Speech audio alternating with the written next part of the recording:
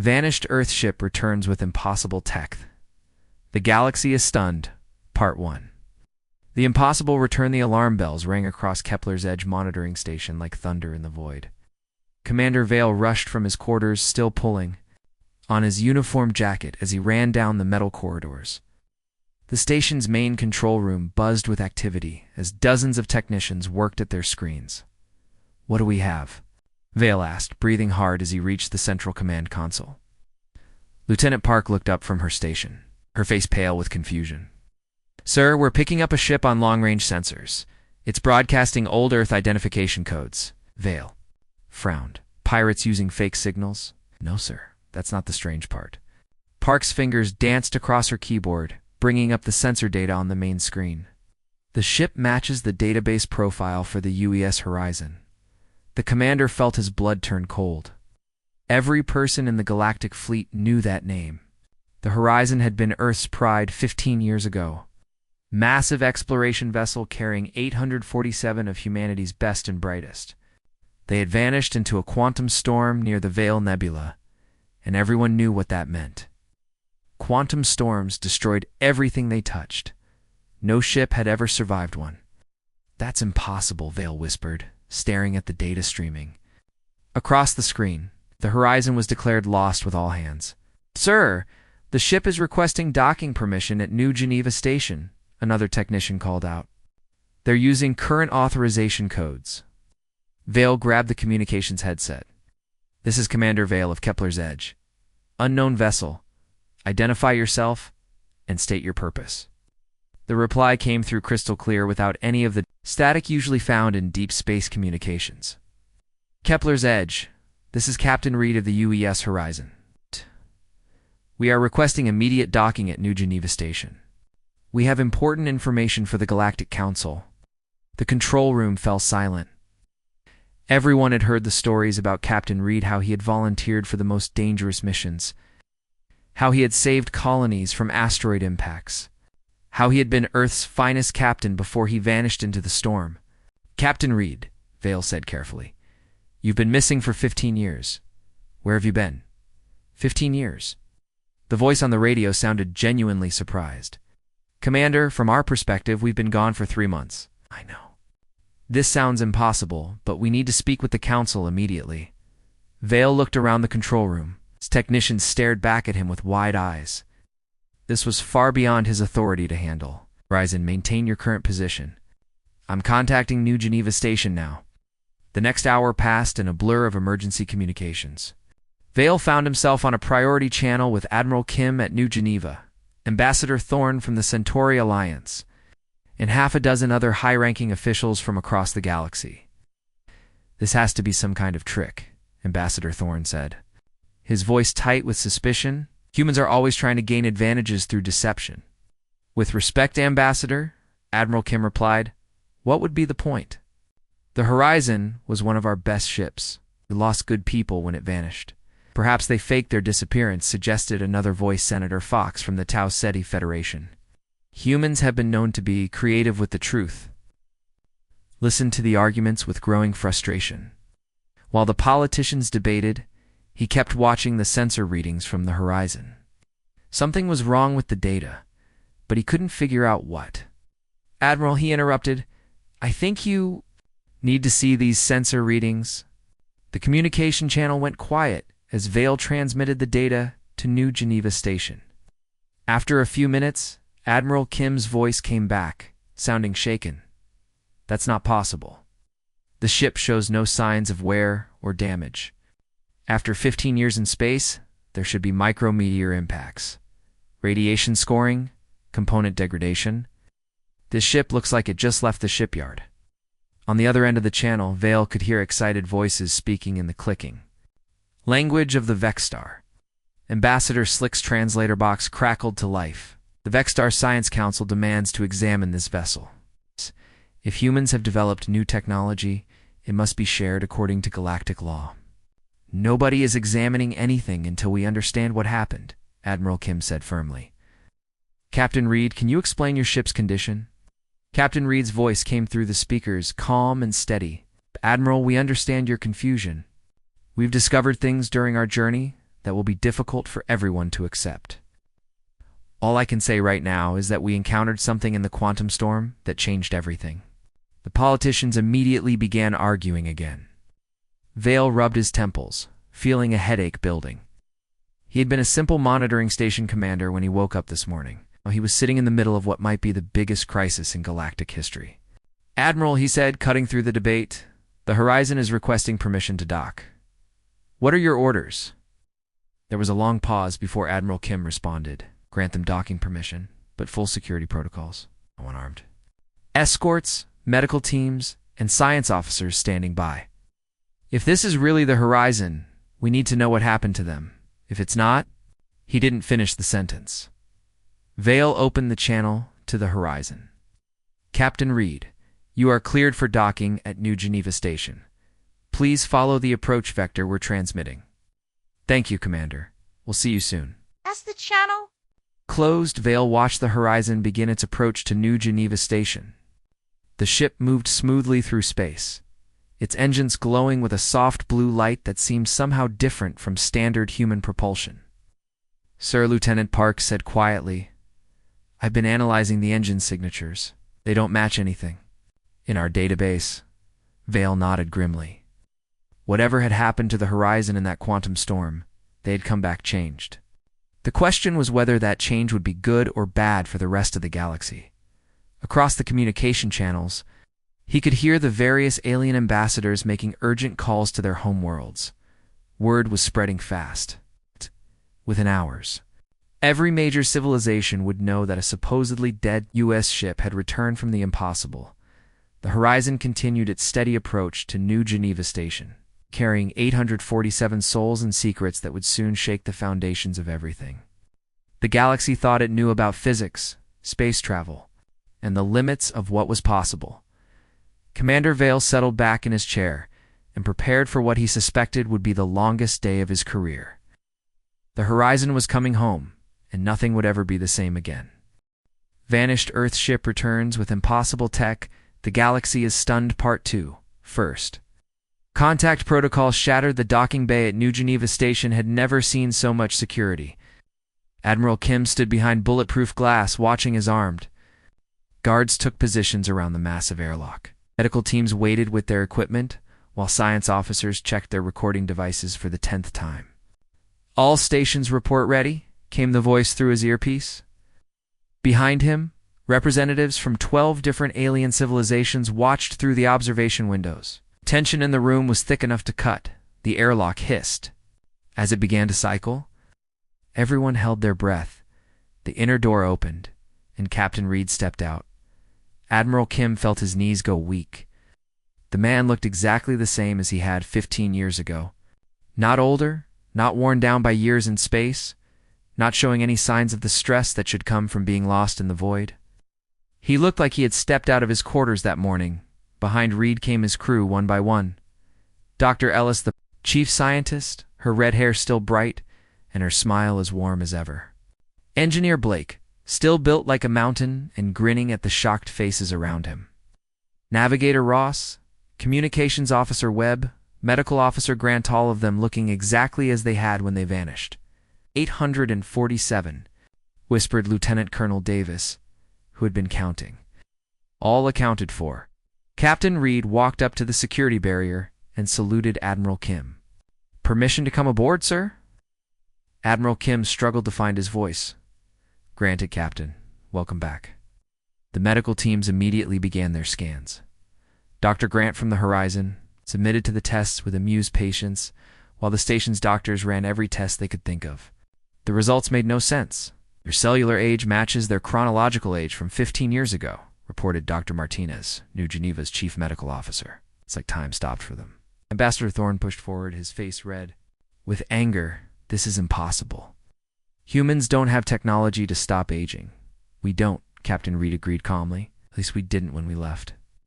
The alien representatives began talking among themselves in their various languages. The Vextar delegation clicked rapidly while the peaceful Yelenari hummed in their harmonic speech. Everyone was trying to understand what they were seeing. Dr. Ellis stepped forward with a small device in her hands. "May I demonstrate something?" Admiral Kim nodded. though every security guard in the room tensed. Dr. Ellis held up what looked like a simple metal rod. She pressed a button on its side, and suddenly the rod began to change. It stretched, twisted, and reshaped itself into a perfect sphere, then a cube, then back to a rod again. "Programmable matter," she said simply. "We can restructure materials at the molecular level." The room erupted in shocked whispers. Programmable matter was theoretical at best. The most advanced civilizations in the galaxy had only managed to create tiny amounts in laboratory conditions. "How?" demanded Senator Fox, pushing closer to the barrier. "We learned," Dr. Ellis replied. "During our time away, we had excellent teachers." Ambassador Slick's translator crackled to life. "The Vexstar require immediate access to this technology. By galactic law, all major discoveries must be shared." Captain Reed's expression didn't change. "I'm afraid that's not possible, Ambassador." The Vexter representative began clicking angrily, but Reed held up his hand. "Not because we don't want it to share," he continued, "but because the technology won't work for non-humans. We've tried." This statement caused even more chaos. Engineer Blake stepped forward and pulled out another device, a small box covered in strange symbols that seemed to shift when looked at directly. "This is a quantum processor," Blake explained. "It can solve mathematical problems that would take your best computers centuries to complete. But watch what happens when someone else tries to use it." He handed the device to Dr. Martinez. The moment the human doctor touched it, the symbols began to glow softly. Numbers and equations appeared in the air above the device like a hologram. "Now, you try," Blake said to Ambassador Thorne. The Centauri representative took the device carefully. Nothing happened. Symbols remained dark and lifeless. "It responds to human neural patterns," Blake explained. "The technology is somehow linked to how human brains work. We don't understand why." Dr. Ellis nodded. "Everything we brought back has the same limitation. The matter reshaper, the quantum processor, even our medical equipment, it all requires human operators." She pulled out a small medical scanner and demonstrated on one of the station's human technicians. The device showed a complete three-dimensional map of the man's body, highlighting every organ, blood vessel, and nerve. It even detected a small tumor in his lung that no other medical equipment had found. "We can heal injuries that would be fatal to other species," Dr. Ellis said, "but only humans can operate the healing devices." The alien representatives looked at each other with growing alarm. The implications were staggering. If humans had access to technology that only they could use, it would shift the balance of power in the galaxy completely. Navigator Ross spoke up from where she had been quietly watching. "Our ship's navigation systems can plot courses through space-time itself. We don't need jump gates anymore." She activated a small handheld device, and a holographic map of the local solar system appeared in the air. But this wasn't like any star chart anyone had seen before. It showed not just the positions of planets and stars, but the flow of time and space around them. "We can travel from here to the edge of the galaxy in a matter of hours," Ross explained. "But again, only human pilots can interface with the navigation system." Communications Officer Webb demonstrated their new communication technology. Sending a message to Earth and receiving a reply in under 30 seconds, something that should have taken hours even with the fastest quantum transmitters. Each demonstration left the observers more shocked than the last. The humans had returned, with technology that was centuries beyond anything the galaxy had ever seen, and none of it could be used by the other species. Admiral Kim finally found his voice. "Captain, where did you get all this?" Captain Reed looked around the room at all the staring faces, human and alien alike. "That's a long story, Admiral. But the short version is that we weren't alone in the quantum storm. We met someone who was willing to help us learn." "Who?" demanded Ambassador Thorne. Reed smiled, but there was something sad in his expression. "Someone who's been waiting a very long time for the right species to find them." "Why?" "Someone who needed our help as much as we needed theirs." The room fell silent as everyone processed this information. The Horizon crew had not just survived the impossible, they had made contact with unknown beings and returned with technology that could change everything. But the biggest shock was still to come, and Captain Reed knew it. What they had learned in the quantum storm was far more important than new technology. They had learned about a threat that would destroy everything unless humanity acted soon. Vanished Earth ship returns with impossible tech. The galaxy is stunned. Part 3. Demonstration of power. The emergency session of the Galactic Council had been going on for 6 hours. Representatives from every major civilization filled the great chamber aboard New Geneva Station, their voices raised in heated debate. Captain Reed sat calmly at the witness table while chaos erupted around him. Lies, shouted General Vask of the Drake Thuri Empire, his scaled fists pounding the table. No species developed such technology in mere months. The humans are deceiving us. Ambassador Thorne nodded vigorously. The Centauri Alliance demands proof. Outproof. Not parlor tricks with small devices. Senator Fox leaned forward, her eyes narrow with suspicion. How do we know this isn't some elaborate hoax? Perhaps the horizon never left at all. The accusations flew like weapons across the chamber. Only the peaceful Yelenari remained quiet, their large eyes watching Captain Reed. With what looked like hope, Admiral Kim finally called for order, slamming his gavel repeatedly. Enough, Captain Reed. The Council demands a full demonstration of your capabilities. Reed stood slowly, his expression calm despite the hostile atmosphere. What kind of demonstration would satisfy the Council? Combat capabilities, General? Vask growled. If your technology is so advanced, prove it against our weapons. That could be dangerous, Reed warned. We'll take that risk, Ambassador Thorne said coldly. The Centauri battlecruiser Sword of Stars is standing by. If your defensive systems are as powerful as you claim, you should have no trouble. Captain Reed looked around the chamber one more time, then nodded. Very well. But I want it clearly understood that we're only defending ourselves. We won't fire back.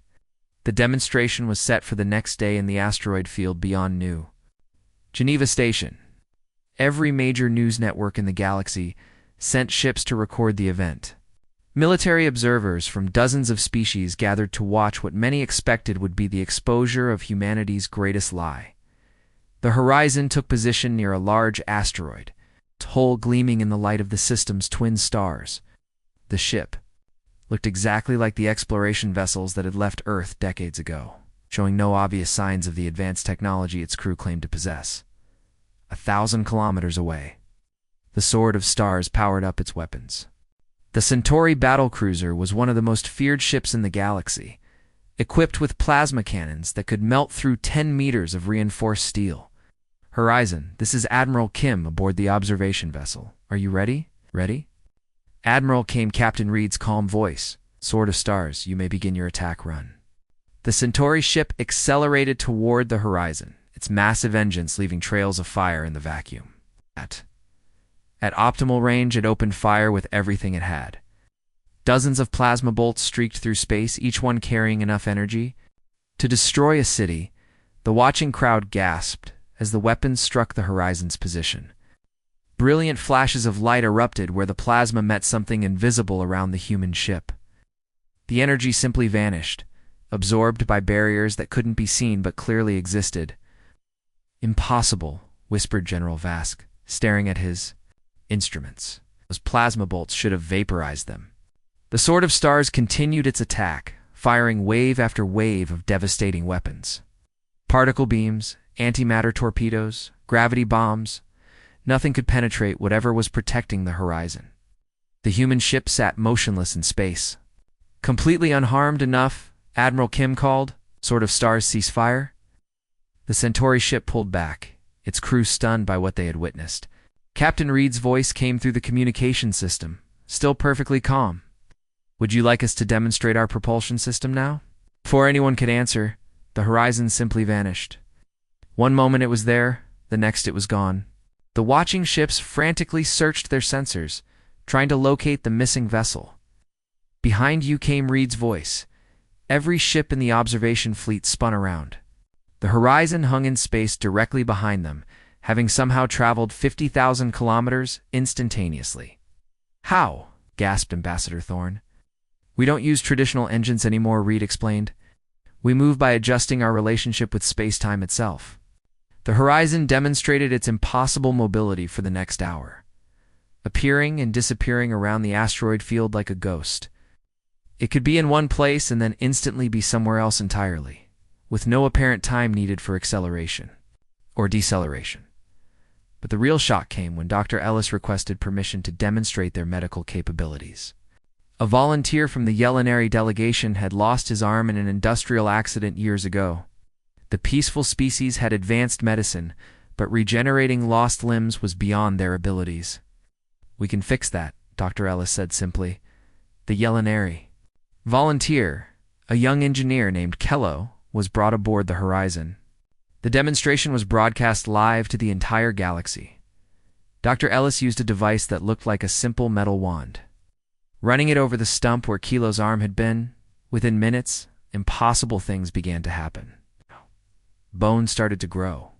From the stump, followed by muscle, nerves, and finally skin.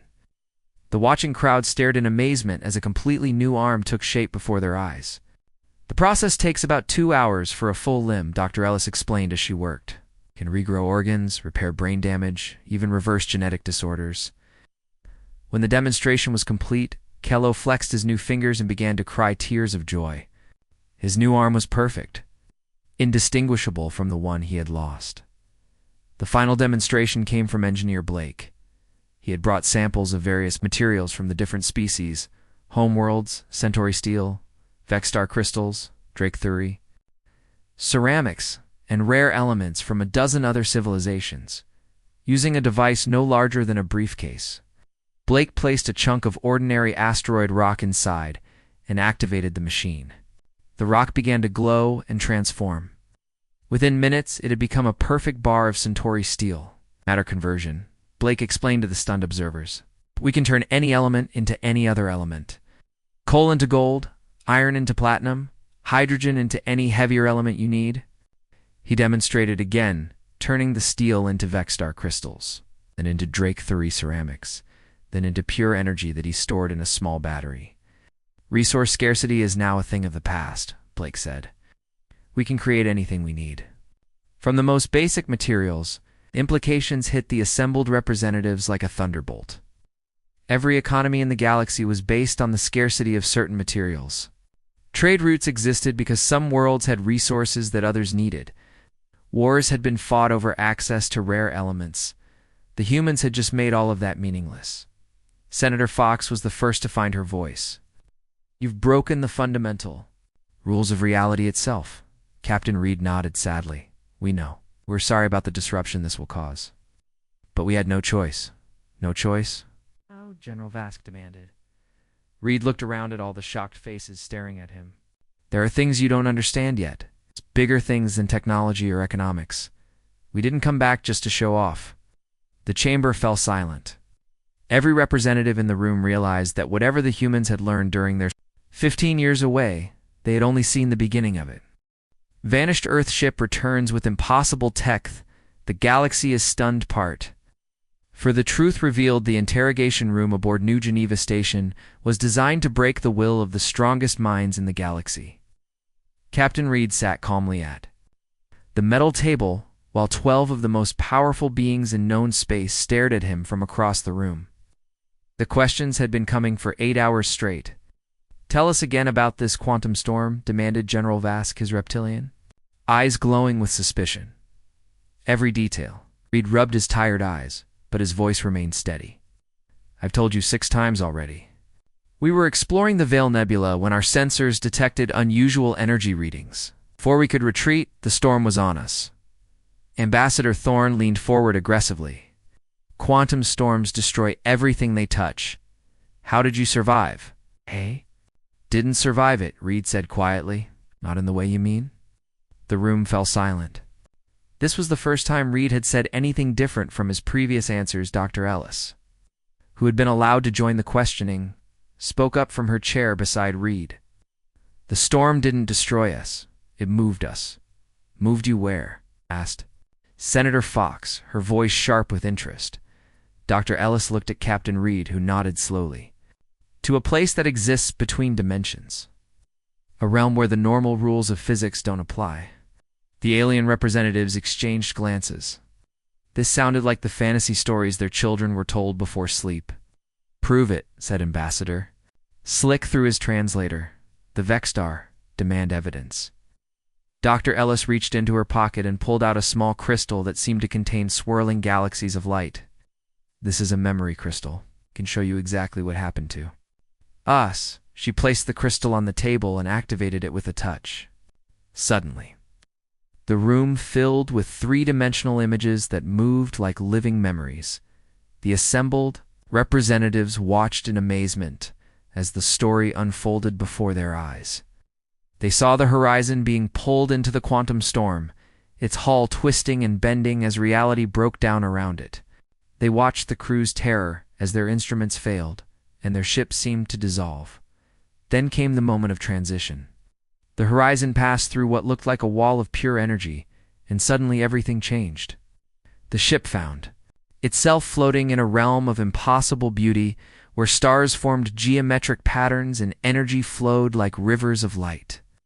"We were there for what felt like 3 months," Dr. Ellis explained as the images continued. But time moved differently in that place. The memory crystal showed the crew's first contact with the beings that lived in that realm. They appeared as shifting forms of pure energy, sometimes looking almost human, other times becoming abstract patterns of light that hurt to look at directly. "We called them the architects," Reed said softly. "They had been watching our galaxy for millions of years." The images showed these energy beings approaching the human ship with curiosity rather than hostility. The first attempts at communication were difficult, with the architects speaking in patterns of light and sound that human minds could barely comprehend.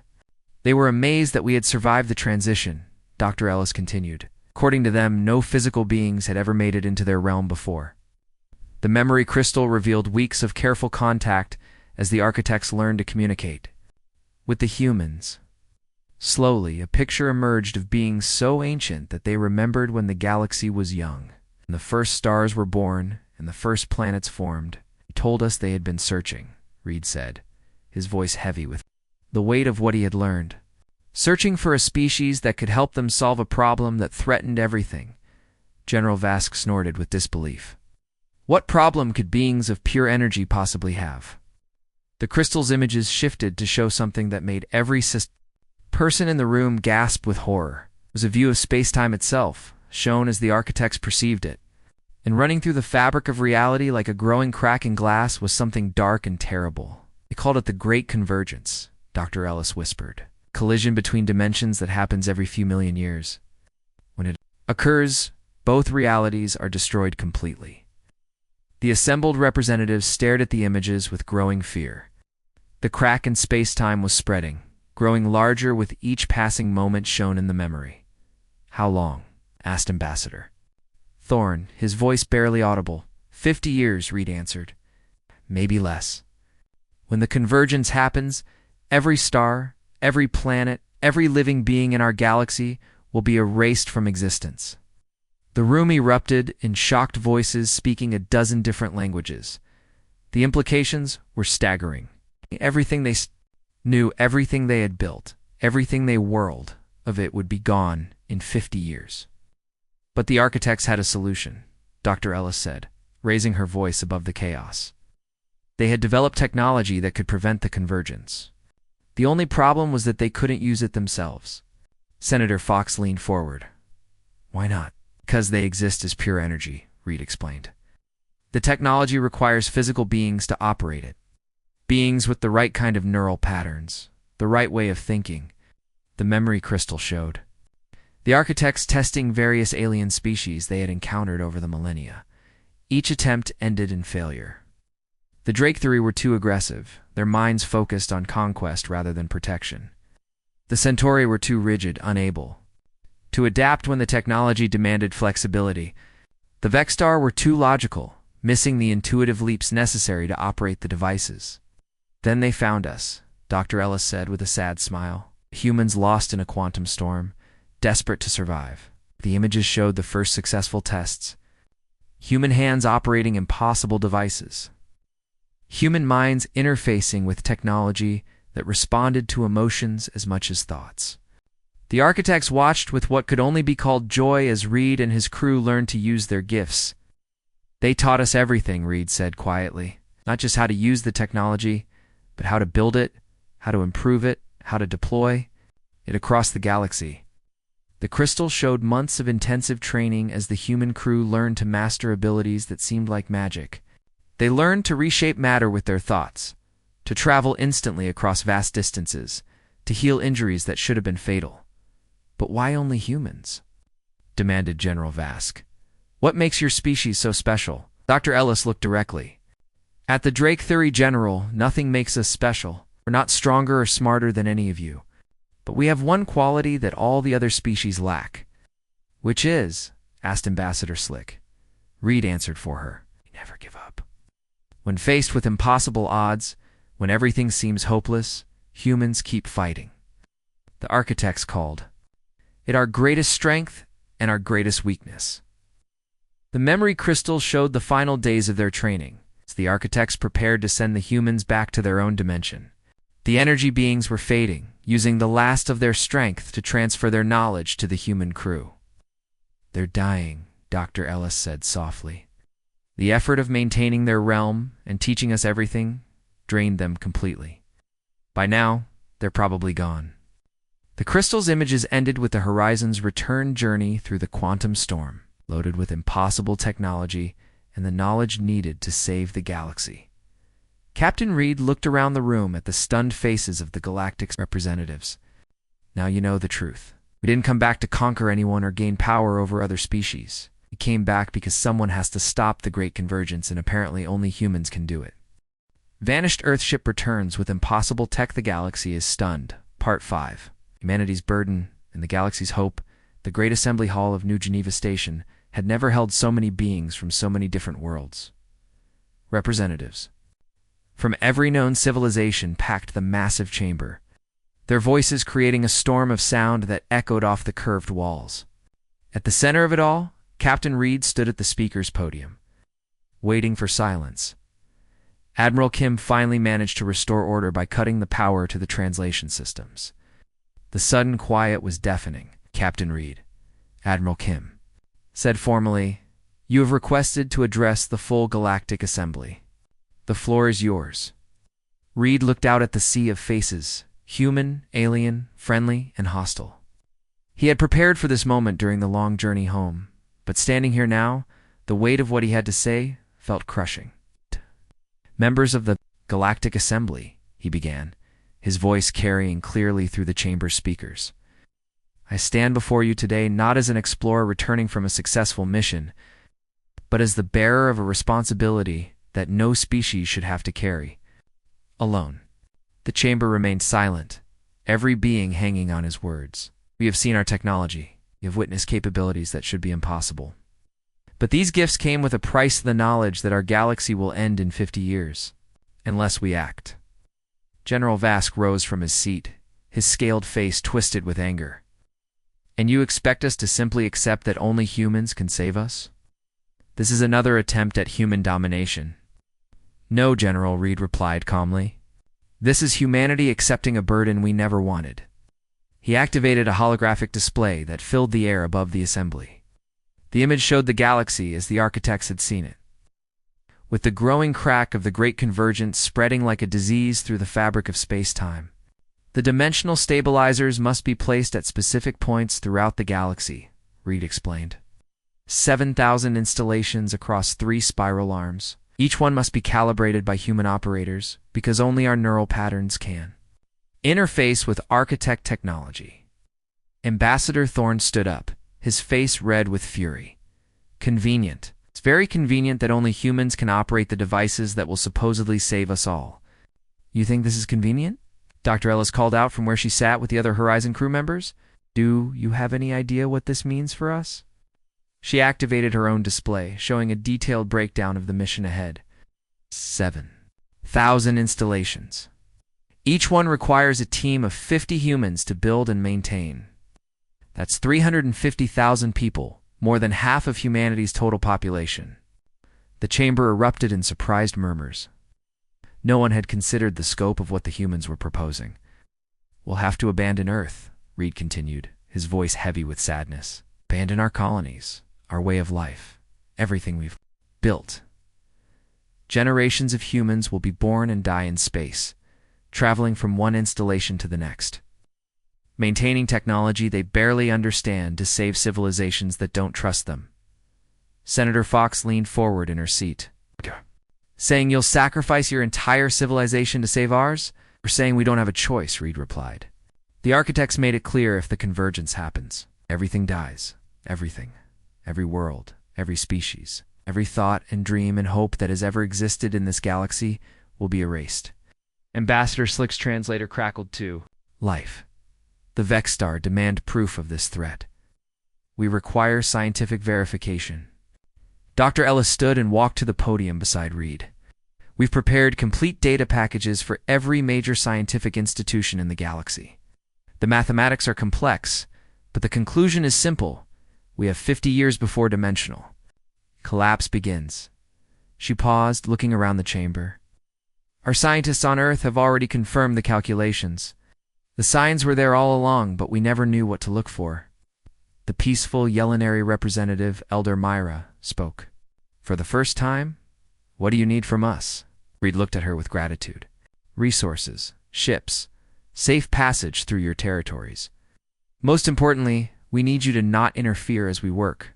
And in return, asked General Vask suspiciously. In return, you get to live, Reed said simply. Your children get to grow up. Your civilizations get to continue. Your stories get to be told. The chamber fell silent as the implications sank in. The humans were offering to sacrifice everything to save everyone else, asking for nothing in return, except the chance to do their job. But not everyone was willing to accept this sacrifice. Ambassador Thorne rose to his feet, his voice filled with outrage. The Centauri Alliance rejects this proposal. We will not bow to human superiority, even if it means the death of every Centauri child. Interrupted Dr. Ellis, her voice cold with anger. Every Centauri artist, scientist, and dreamer, you'd let them all die rather than accept help from humans? Thorne's face went pale, but he pressed on. Share the technology. Teach us to build these stabilizers ourselves. We've tried, Engineer Blake called out from the crew section. For 3 months, we've been working with the best scientists from every species. The technology simply won't respond to non-human operators. Then we demand representation, General Vask roared. Drake Thury overseers on every installation. Captain Reed shook his head. The installations will be in the most dangerous regions of space black hole clusters, stellar graveyards. Areas where gravity and radiation will kill unprotected beings in minutes. We can only take volunteers, and they'll likely never return home. Elder Mira stood again, her large eyes reflecting sadness and hope in equal measure. The Yelenary offer our full support. Our shipyards, our resources, our protection. Whatever you need. One by one, other representatives began to speak. The Tau Ceti Federation pledged their fastest ships. The mining colonies of the Outer Rim offered their expertise in working dangerous environments. Even some of the smaller, previously neutral, species stepped forward to help. But the major powers remained divided. The Centauri Alliance stormed out of the assembly, followed by half the Drake III delegation. The Vexstar demanded time to consult with their home worlds. Admiral Kim called for a formal vote. All in favor of supporting the human mission to install dimensional stabilizers? The count was closer than Reed had hoped. Barely half the represented civilizations voted in favor. The motion passes, Admiral Kim announced. Humanity is authorized to proceed with their mission. Ambassador Thorne, who had returned to the chamber just in time for the vote, stood one final time. Let the record show that the Centauri Alliance considers this a hostile takeover disguised as a rescue mission. If humans think they can use this crisis to dominate the galaxy, they are mistaken. Captain Reed looked at the Centauri ambassador with tired eyes. Ambassador, I hope you live long enough to realize how wrong you are. As the assembly began to break up, Reed remained at the podium, watching the various delegations file out. Some looked at him with gratitude, others with suspicion, still others with pity. Dr. Ellis approached him as the chamber emptied. Think we can do it? Save a galaxy that doesn't want to be saved?